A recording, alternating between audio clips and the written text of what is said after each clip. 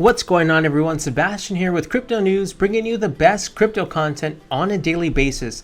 Today, we're going to be talking about the advantages and disadvantages of tokenizing Bitcoin on Ethereum and what exactly Bitcoin tokenization is. It's important to know that tokenizing Bitcoin on other blockchains has actually led to the entire crypto industry as a whole completely exponentially growing because applications building in DeFi have been able to unlock liquidity that otherwise would never have existed because the Ethereum and Bitcoin blockchains are completely different. That's why the tokenization of Bitcoin on other blockchains has probably been one of the most interesting and profitable ideas ever to hit the DeFi space. You can almost think of it as Bitcoin on steroids, as Bitcoin now has access to other features of liquidity and other dynamics of smart contracts that otherwise would not be possible on the native Bitcoin blockchain. These innovations are necessary because without them, who knows where the crypto industry would be today if we were not able to actually purchase Bitcoin on other blockchains. So I'm super pumped to bring this idea to you because a lot of people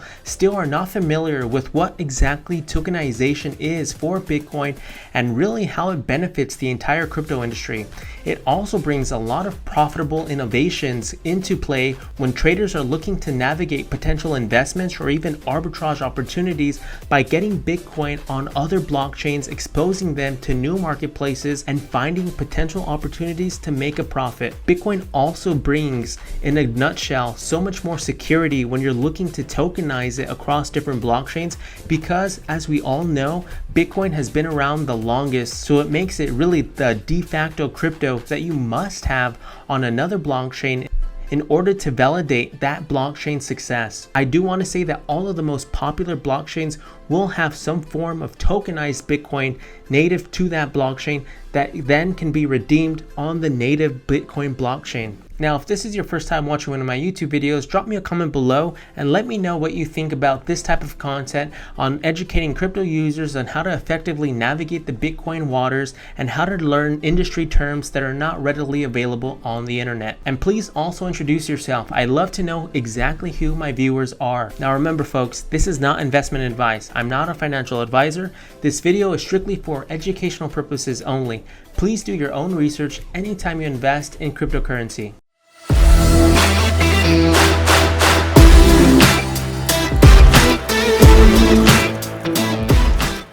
Over the years, crypto users have seen and used Bitcoin as a store of value. This is one of the major reasons why it tops the charts in various areas, including adoption rate, market capitalization value, and average trading volume. With all of Bitcoin's achievements, many users believe that it should be the only coin in the crypto space. They believe that Bitcoin can offer all of the use cases offered by altcoins if harnessed properly. Today, different aspects of blockchain technology are blossoming, including decentralized finance. DeFi aims to build financial applications on blockchains. Since blockchain is permissionless, DeFi apps facilitate public and trustless transactions while also eliminating the need for intermediaries. Although DeFi aims to run on any smart contract supported blockchain, the majority of decentralized apps are hosted on the Ethereum blockchain. As we all know, Bitcoin is the king of the crypto market, but it is unable to leverage the innovations of other projects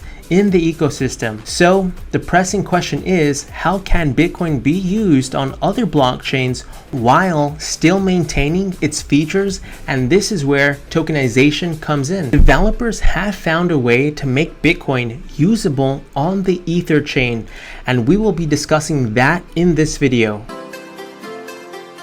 So what is tokenized Bitcoin? The idea behind tokenized Bitcoin is relatively simple. You lock BTC through some mechanism, mint tokens on another network, and use the BTC as a token on that network. Each token on the other network represents a specific amount of Bitcoin. The peg between them is maintained because the process should be reversible. In other words, you can destroy these tokens, resulting in the original Bitcoins getting unlocked again on the Bitcoin blockchain. In the case of Ethereum, this means ERC20 tokens that represent Bitcoin. This allows users to make transactions on the Ethereum network denominated in Bitcoin. This also makes Bitcoins programmable like any other token on Ethereum. It is worth noting that the sidechains and layer 2 solutions like the Bitcoin Lightning Network or the Liquid Network also aim to tackle similar challenges. Surprisingly, there's more than 10 times more Bitcoin on Ethereum than there is in the Bitcoin Lightning Network. Even so, the competition between these different solutions isn't that straightforward. In fact, many believe that they complement rather than compete with each other. Tokenized projects could increase the options that Bitcoin holders have, while projects without tokens improve the overall infrastructure. This could result in more integration within the space, which would benefit the entire industry. So why do crypto users tokenize Bitcoin on Ethereum? The Bitcoin design is simple on purpose. It has been designed to do a few things, and it does them very well. However, those properties come with inherent limitations. While the most amount of value is in Bitcoin, it can benefit that much from the innovation happening in other segments of the digital currency industry. While the most amount of value is in Bitcoin, it can't benefit that much from the innovation happening in other segments of the digital currency industry. While you can technically run smart contracts on Bitcoin, it's quite limited in scope compared to Ethereum or other smart contract platforms. Tokenizing Bitcoin on the other chains could increase the utility of the network. It could enable functionality that isn't natively supported on Bitcoin. At the same time, the core functionality and the security model of Bitcoin remain intact. Additional advantages could be increased transaction speeds, fungibility, and privacy. One of the greatest aspects of DeFi is the idea of composability. It means that since all of these applications are running on the same public, open source, permissionless base layer, they can seamlessly work with each other. Bringing Bitcoin to this composable layer of financial building blocks is considered to be an exciting prospect by many. It could bring forth many new types of applications that use Bitcoin and wouldn't otherwise be possible. So how does Bitcoin tokenization work? There are many ways to tokenize Bitcoin on Ethereum and other blockchains. They all have various degrees of decentralization, different assumptions about trusts and risks, and may maintain price pegged differently. The two main types can be defined as custodial and non-custodial. The first type involves a centralized custodian, and the tokens may also be minted by that party. This introduces counterparty risk, as the entity holding the Bitcoins has to be trusted and it has to stay in business. On the other hand, this implementation may be considered more secure than other alternatives. The other solutions are a bit different. There's no trusted entity needed, as automated on-chain processes do the entire minting and burning process. The collateral assets are locked and tokens are minted on the other chain through some on-chain mechanisms. The funds are locked on-chain until they are unlocked again when the tokens are destroyed. While this eliminates counterparty risks, it increases potential security risk. This is because the burden of risk is entirely on the shoulders of the user. If a user or contract error happens that leads to a loss of funds, they're likely lost forever. Now let's take a look at some of the biggest Bitcoin on Ethereum projects. Wrapped Bitcoin, WBTC, launched in early 2019 by existing projects Kyber, Ren, and BitGo. Wrapped Bitcoin is by far the most established project tokenizing BTC today. There are currently over 123,000 WBTC on Ethereum. In fiat terms, the total value is close to 1.9 billion. WBTC relies on a centralized custodian to oversee the storage of the BTC coins, as well as the subsequent minting and burning of WBTC. When users want to mint WBTC, they do so through one of the project's merchants. The merchant relays the request to the custodian, which mints the WBTC in accordance with the number of BTC taken into custody. Individual merchants and custodians are approved by the project's decentralized autonomous organization, commonly referred to as a DAO. Although clearly a centralized implementation, WBTC strives to maintain as much transparency as possible. Users can view the custody addresses in which funds are held and compare them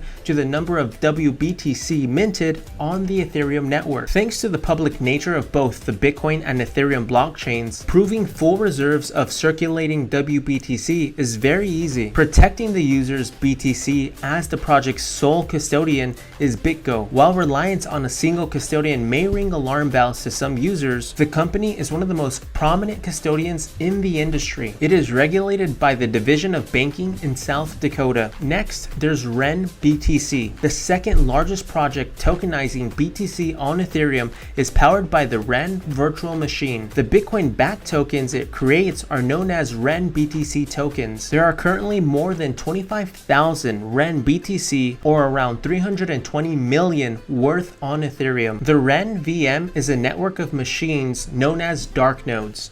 The virtual machine acts as the custodian for users by creating a one-time BTC deposit address to which users must send BTC. The private key to this address is kept completely secret, even from the nodes. Once the transaction has been confirmed, the Ren VM mints the appropriate number of RenBTC for use with supported DeFi applications. As a permissionless network, anyone can run a Ren VM dark node. However, registration does require that operators stake 100,000 Ren tokens. This ensures that one user cannot overrun the network with dark nodes they control in order to manipulate the virtual machine's operation in their favor. Dark node operators are incentivized to participate honestly by a share of the transaction fees charged to those using the Ren VM. Unlike WBTC, which requires users to fall in with AML and KYC regulatory requirements, RenBTC and the virtual machine that powers it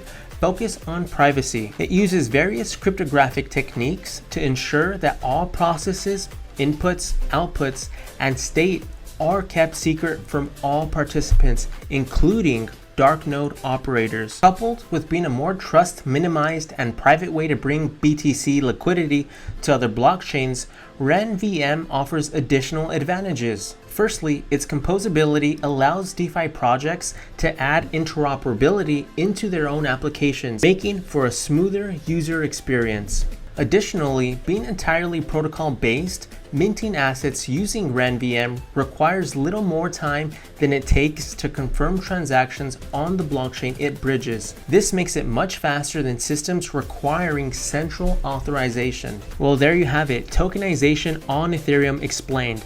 Please share your thoughts on what you think the possibilities are for tokenizing Bitcoin across other blockchains are, and how you see this really pushing the cryptocurrency to new levels of innovation and genius. Or on the other side, you might even have some reservations about tokenizing Bitcoin on other blockchains. If so, please share your thoughts in the comments below. I would love to get a conversation going with my viewers on the potential upside and downside of tokenizing Bitcoin across blockchains. And of course, if you found this video resourceful, please smash that like button. It really does help support this channel and it means the world to me. Thank you so much for watching. I will see you all on tomorrow's video.